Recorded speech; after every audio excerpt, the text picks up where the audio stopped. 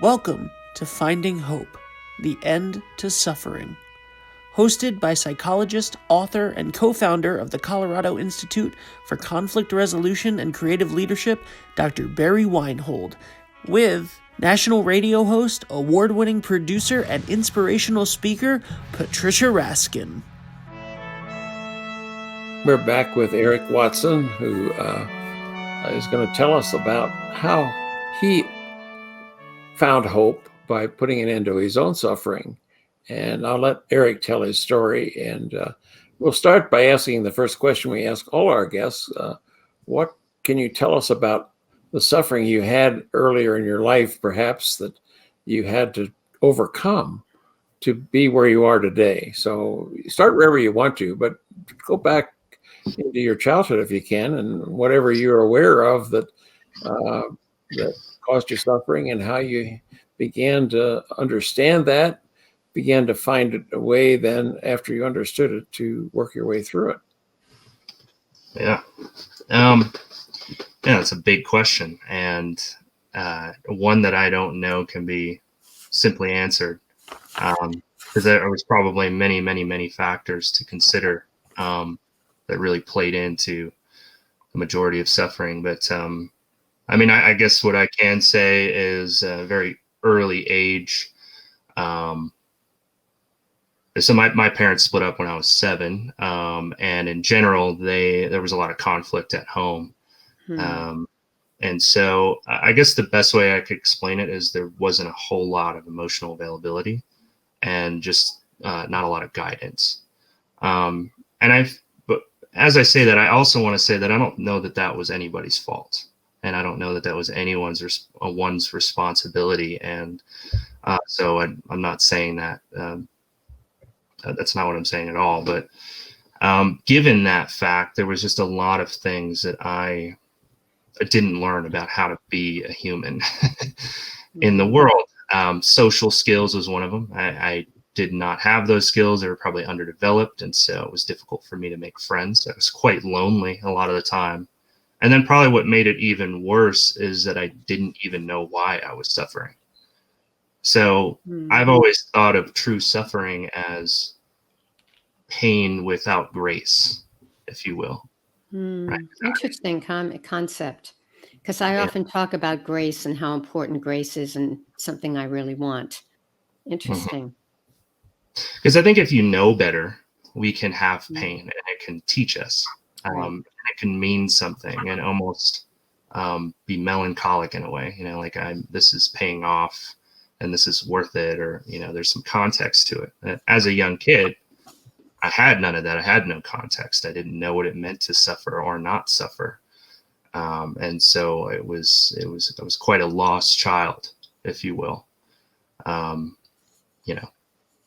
And so that went through very young years, into high school, into teenage years, which, eventually, as different parts of my brain came online, I began to be depressed and anxious in ways that I hadn't experienced when I was very little.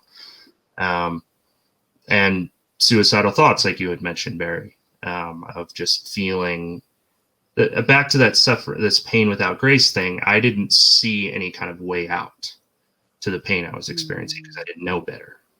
And so it was compounded in that way.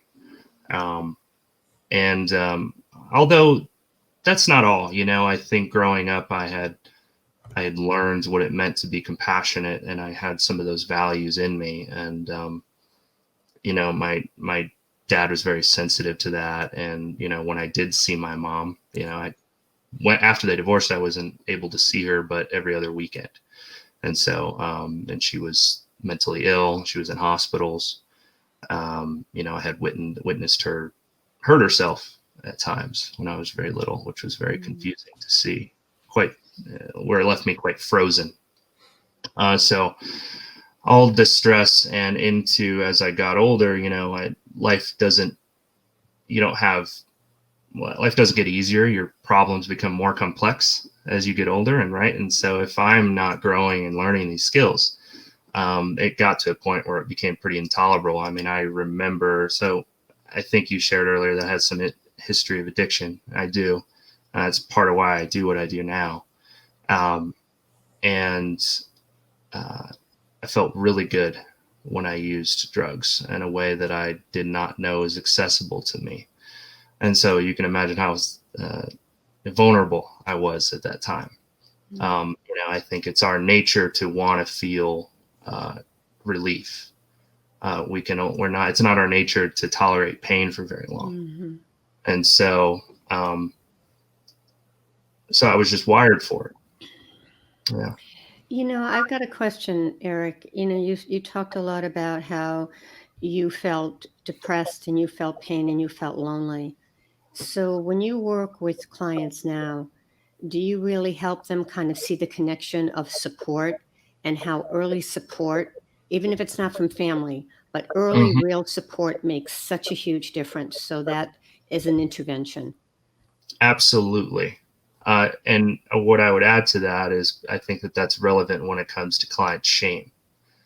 So I Mhm. find that interesting, especially, what are you going to hold against a 15-year-old, Mhm. who's using drugs? I mean, on my end, right, it's easy for me to say that, something went wrong here.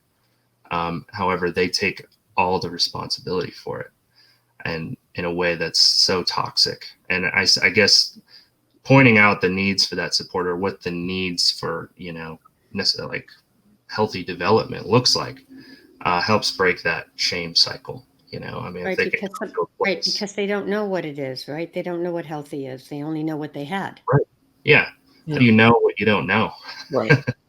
um, and I think Barry, that that's an easy connection to make early on. yeah, Barry, what do you think?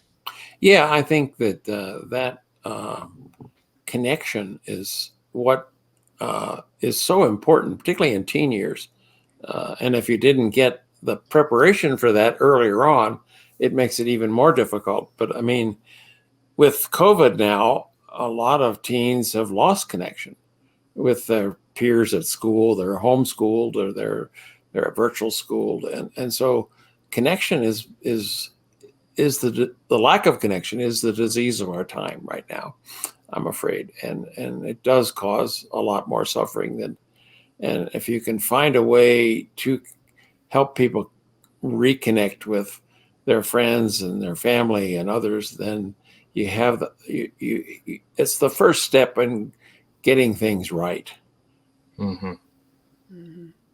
Yeah. Yeah, it's interesting because as I was saying before, I do a lot of webinars for corporations on stress management and communication skills and listening effectively and speaking your truth and self-care. But I think the thing that a lot of people struggle with is just communication, is being able to say what they want to say and Right. respecting that person and not hurting that person. So we hide a lot, but then we pay for it later because we just hold in all those things that we're not saying, and then we're resentful later. So I love both your comments on that because that's what you do. Yeah, I think also that what Eric is saying about shame is Yeah. huge because people take on so much responsibility for what's going on in their life, and they don't understand that because they didn't get certain things earlier on that it's harder for them to do things now. So Mm-hmm. it helped them really get a balance of that. That not that you take away any responsibility, but you make sure that they understand that they're dealing with situation that early on they didn't have much control over, but now they do. When they're 15, 16, they have more control, and they can begin to take charge of their life, and be responsible in a way that's healthy. Mm. Eric, you mentioned the addictions. Would you talk a little bit about that, about the drugs that you ended up going through in order to Mm-hmm. feel? Yeah. Marijuana to begin with. And it's funny that it happened to me. I was in high school, this kind of straight edge kid. And I guess I looked up to my dad and my aunt and other adults in my life who were sober and in recovery. And so I decided that's not going to be me. And the point I was trying to make earlier about how life getting harder and heavier as time went on, I think that will started to become weaker and weaker as time went on. And as soon as I smoked weed for the first time, it was not long until that became a fairly chronic habit, and into drinking and benzodiazepines and opiates, lots of prescription medication, all at the same time. It got a rush out of kind of the riskiness of it all, and which eventually ended at a place of heroin use and needles, and heavy alcohol use. It was quite chaotic and really dangerous. Drugs, I think, in the beginning were sort of a blessing and then a curse. And I'll say more about that. I'm not saying anybody should go out and use drugs.